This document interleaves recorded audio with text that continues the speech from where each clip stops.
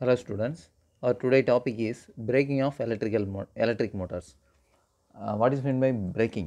Braking means it is the process of making the motor speed zero. Okay, மோட்டரோட ஸ்பீடை வந்து zero RPM கொண்டு வர்றது தான் என்னது பிரேக்கிங். நார்மலாக ஒரு மோட்டரை வந்து ஸ்டாப் பண்ணணும்னா என்ன பண்ணணும்? ஜஸ்ட்டு நம்ம அதோட எலக்ட்ரிக் சப்ளை டிஸ்கனெக்ட் பண்ணாலும் அதை சுவிட்ச் ஆஃப் பண்ணாலும் ஆட்டோமேட்டிக்காக என்ன ஆயிரும்? It will become zero. But listen here, okay, it is speed in y-axis. Suppose it a motor runs at a speed of 1000 rpm. 1000 rpm ல one motor வந்து ரன் ஆகுது. Suppose இந்த டைமில் நம்ம சுவிட்ச் ஆஃப் பண்ணுறோம். சுவிட்ச் ஆஃப் பண்ணிவிட்டு என்ன ஆகும்? இந்த ஸ்பீட் வந்து கிராஜுவலாக ரெடியூஸ் ஆகி ஆஃப்டர் சம் டைமில் it becomes the speed of the motor will become zero. இங்கே வந்து 0 ஆர்பிஎம் ரீச் ஆகும். ஓகே, இது சும்மா ஜஸ்ட்டு டிஸ்கனெக்ட் பண்ணாலே it will become zero. But நம்ம வந்து இந்த இன்ஸ்டண்ட்டில் ஸ்டாப் பண்ணணும். பிரேக்கிங்னா என்ன? சடனாக ஒரு மோட்டரை வந்து நம்ம ஸ்டாப் பண்ணணும் அப்படின்னா அதுக்கு தான் என்ன வரும்? பிரேக்கிங் வரும். இது வந்து நார்மலாக சுவிட்ச் ஆஃப் பண்ணாலே இது வந்து ஜீரோ ஸ்பீடுக்கு வரும். But it takes more time.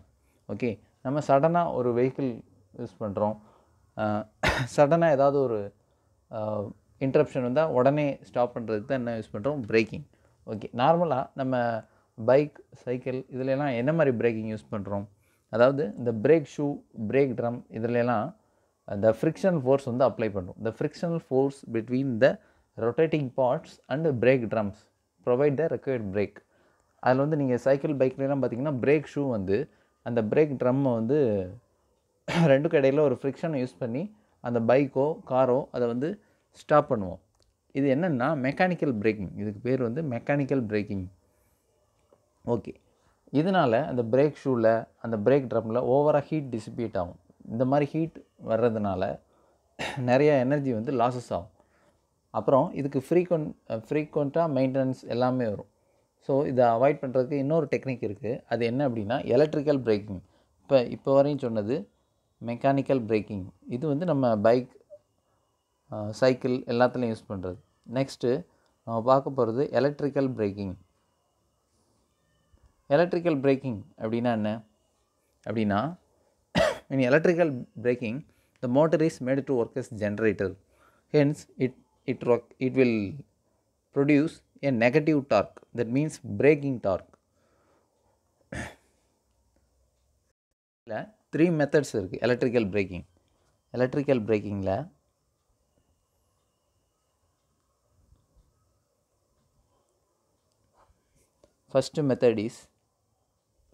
first one is dynamic braking or rheostatic braking.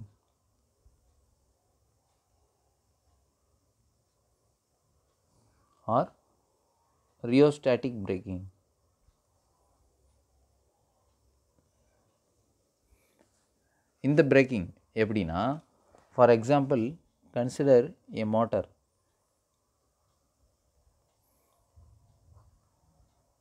இந்த மாதிரி ஒரு மோட்டர், இதில்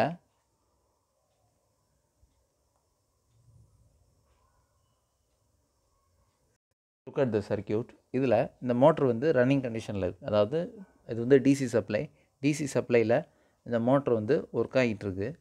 சப்போஸ் இது வந்து சுவிட்ச் ஆஃப் பண்ணுறோம். சுவிட்ச் ஆஃப் பண்ணால் என்ன ஆகும்னா இந்த சுவிட்ச் கனெக்ஷன் ஏலேருந்து ரிமூவ் ஆயிரும். ஏலேருந்து ரிமூவ் ஆனால் இந்த கனெக்ஷன் எப்படி வரும்?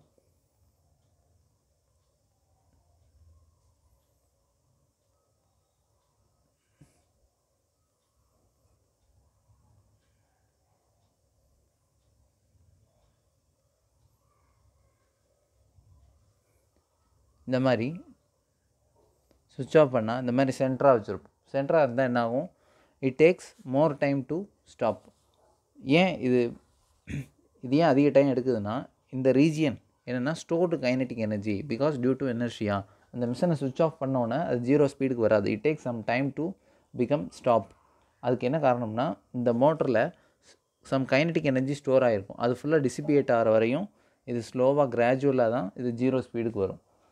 In order to avoid that இது என்னென்னா இங்கே ஒரு ரெசிஸ்டன்ஸ் கனெக்ட் பண்ணி இதுக்கு கனெக்ட் பண்ணணும். அந்த சுவிட்சை ஏ டேஷில் கனெக்ட் பண்ணாமல் பி டேஷில் கனெக்ட் பண்ணோன்னா என்ன ஆகுனா இந்த ஸ்டோர்டு கைனடிக் எனர்ஜி எலக்ட்ரிக்கல் எனர்ஜியாக கன்வெர்ட் ஆகி இந்த ரெசிஸ்டர், இது வந்து பிரேக்கிங் ரெசிஸ்டர்னு சொல்லுவாங்க, ஆர்பி. இந்த பிரேக்கிங் ரெசிஸ்டரில் பவர் ஹீட் ப்ரொடியூஸ் ஆகி அது மூலமாக இந்த ஸ்டோர்டு கைனடிக் எனர்ஜி வந்து டிசிபேட் ஆகும். அப்படி டிசிபேட் ஆகிறதுனால இது வந்து வித்தின் சர்டைன் டைமில் இது என்ன ஆயிரும், 0 ஸ்பீடுக்கு ரீச் ஆயிரும். இந்த டெக்னிக் பேர் தான் என்னென்னா ரியோஸ்டாட்டிக் பிரேக்கிங்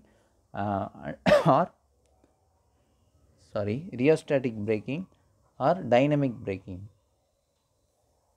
ஓகே, இதான் அந்த டெக்னிக். நெக்ஸ்ட்டு செகண்ட் என்னென்னா plugging or reverse current braking.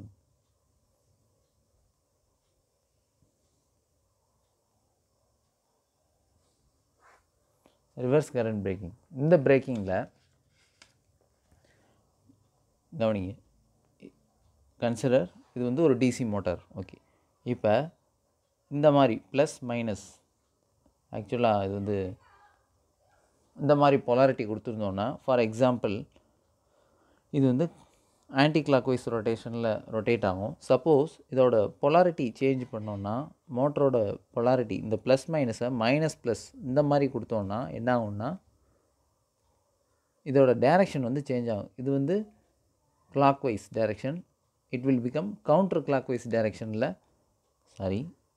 இதுதான் கவுண்டர் கிளாக் வைஸ் டைரக்ஷன். இது வந்து என்ன டைரக்ஷன்னா கிளாக் வைஸ் டைரக்ஷனில் ரொட்டேட் ஆகும். ஓகே, அப்படின்னா என்னென்னா இந்த பொலாரிட்டி ப்ளஸ் மைனஸை மைனஸ் ப்ளஸ் இப்படி மாற்றணும்னா இதோட டைரக்ஷன் வந்து சேஞ்ச் ஆகும். இந்த டெக்னிக் யூஸ் பண்ணி இந்த ப்ளக்கிங் கான்செப்டை அச்சீவ் பண்ணலாம். கவனிங்க. ஓகே, ப்ளக்கிங்கில் சப்போஸ் என் மோட்டர் 100 RPM ஸ்பீடில் வந்து ரொட்டேஷனில் இருக்குது. சப்போஸ் இந்த பாயிண்டில் நம்ம ப்ளக்கிங், அதாவது அந்த ரிவர்சல் ஆஃப் சப்ளை வோல்டேஜ், ப்ளக்கிங்னா என்னென்னா ரிவர்சல் ஆஃப் சப்ளை வோல்டேஜை ரிவர்ஸ் பண்ணோம் அப்படின்னா டிசி மோட்டரில் என்னாகும், இந்த டார்க் இந்த டைரெக்ஷனில் க்ரியேட் ஆகாமல் இந்த டைரெக்ஷனில் க்ரியேட் ஆகும். ஏன்னா பொலாரிட்டி சேஞ்ச் ஆனால் என்ன சொல்லியிருந்தோம், அதோட டைரெக்ஷன் வந்து மாறும். ஓகே, இப்போ சப்போஸ் இந்த இன்ஸ்டன்ட் T0 இதில் வந்து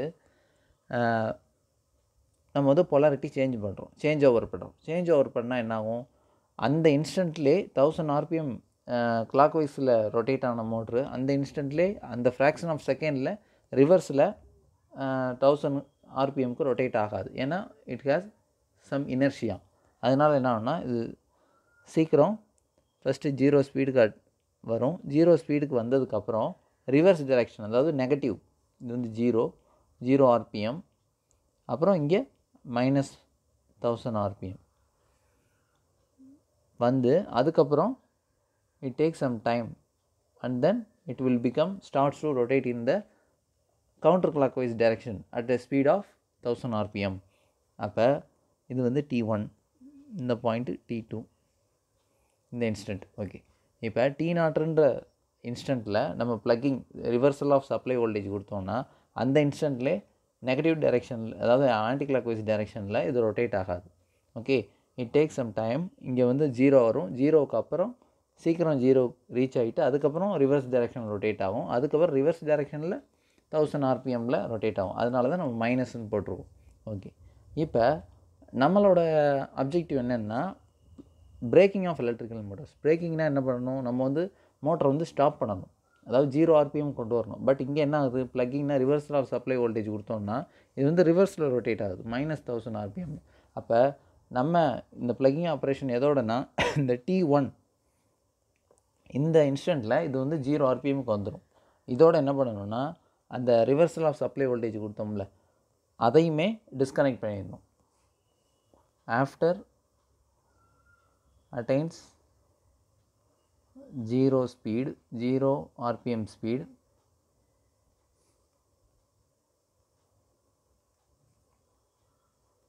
the motor is to be disconnected from the supply.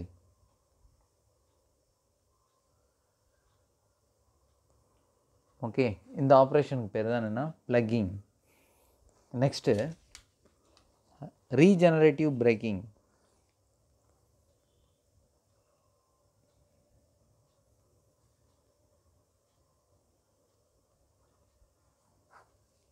Regenerative பிரேக்கிங்கில் என்ன கான்செப்ட்னா, ஃபார் எக்ஸாம்பிள் ஒரு இண்டக்ஷன் மோட்டரில் என்ன சொல்லியிருந்தோம், ரோட்டர் ஸ்பீடு வந்து is always lesser than synchronous speed. இப்படி தான் இது வந்து சின்க்ரோனஸ் ஸ்பீடு வந்து லெஸ்ஸராக தான் ரொட்டேட் ஆகும். இப்போ இது வந்து ஒரு ஹில் இல்லை ஒரு ஸ்லோப். ஓகே, இப்போ ஒரு வெஹிக்கிள் வந்து இந்த பொசிஷன் A to Bக்கு ஒரு வெஹிக்கிள் வந்து மூவ் ஆகும்போது இதோட சின்க்ரோனஸ் ஸ்பீடை விட எப்போவுமே இது ஆல்வேஸ் லெஸ்ஸர் தென் தான் இருக்கும். பட் இந்த வெஹிக்கிள் B to Cக்கு மூவ் ஆகும்போது, இந்த எலக்ட்ரிக் வெஹிக்கிள் B to Cக்கு மூவ் ஆகும்போது என்ன ஆகும்னா, இங்கே வந்து டவுன் ஸ்லோப்னால கிராவிடேஷனல் ஃபோர்ஸ் அதிகமாக இருக்கும். தேர்ஃபோர் இது வந்து ஹை ஸ்பீடில் தான் கீழே வரும். அதாவது B to C இங்கே வந்து ரொம்ப ஸ்பீடு கம்மியாக இருக்கும், இங்கே ஹை ஸ்பீடில் இருக்கும். அதாவது ஆக்சலரேஷன் வரும். ஆக்சலரேஷன் டியூ டு கிராவிட்டினால் ஹை ஸ்பீடில் வரும். அப்போ ஆட்டோமேட்டிக்காக என்ன ஆயிரும்னா, இந்த ரோட்டர் ஸ்பீடு வந்து it will become greater than synchronous speed. இப்படி கிரேட்டர் தென் சின்க்ரோனஸ் ஸ்பீட் ஆனால் என்ன ஆகும் அப்படின்னா, it will become induction motor will become induction generator convert ஆயிரும். அப்படி ஜென்ரேட்டராக கன்வெர்ட் ஆகும்போது ஆட்டோமேட்டிக்காக பிரேக்கிங் டார்க் க்ரியேட் ஆகும்.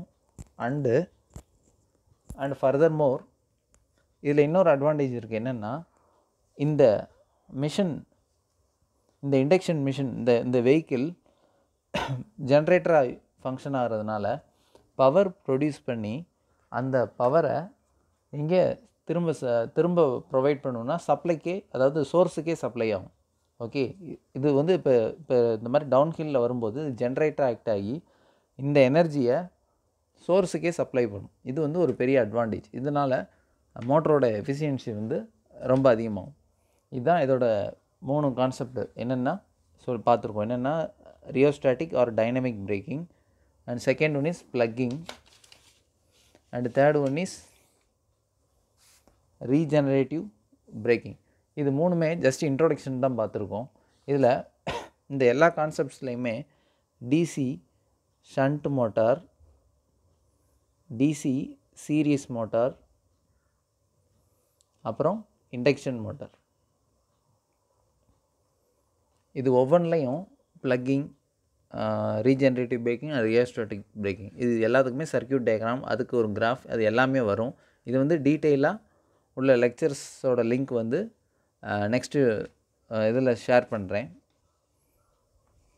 ஓகே, அது எல்லாமே ஐஐடி லெக்சர்ஸ், ஐஐடி ப்ரொஃபஸர்ஸ் எடுத்த லெக்சர்ஸ். ஸோ எல்லாருமே கண்டிப்பாக பாருங்கள். ஜஸ்ட் நான் ஒரு இன்ட்ரடக்ஷன் மட்டும்தான் கொடுத்துருக்கேன். நெக்ஸ்ட்டு உள்ள 3 to 4 வீடியோஸில் இதை பற்றி ஒவ்வொரு மோட்டர்லையும் எப்படி இதை வந்து அச்சீவ் பண்ணுறாங்கன்றத டீட்டெயிலாக இருக்கும். Okay, that's all about the introduction of braking of electrical motors. Okay, thank you.